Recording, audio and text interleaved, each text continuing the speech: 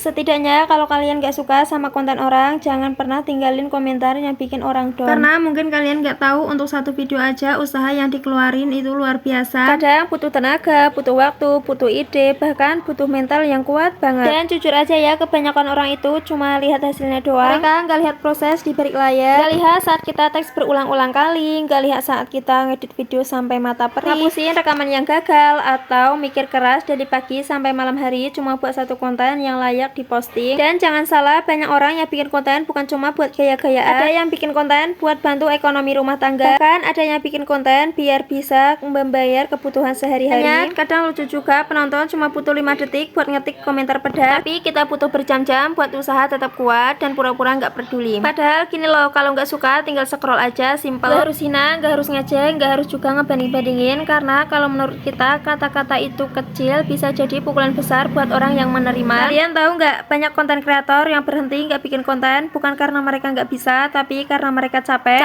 sama komentar yang nggak masuk akal, capek dibilang alay, nggak menarik, nggak guna, dan cari perhatian. Padahal mereka yang komen begitu nggak tahu soal apa-apa tentang hidup orang. Jadi buat yang nonton, kalau nggak suka nggak apa-apa, setiap orang itu punya selera masing-masing. Jadi tolong jangan pernah buat seseorang buat berhenti berkarya cuma karena alasan komentar kecil kalian yang nggak pikir panjang. Jadi sekarang fokus aja pada orang-orang yang ngedukung kita, walaupun satu dua jauh lebih penting daripada 1000 komentar negatif.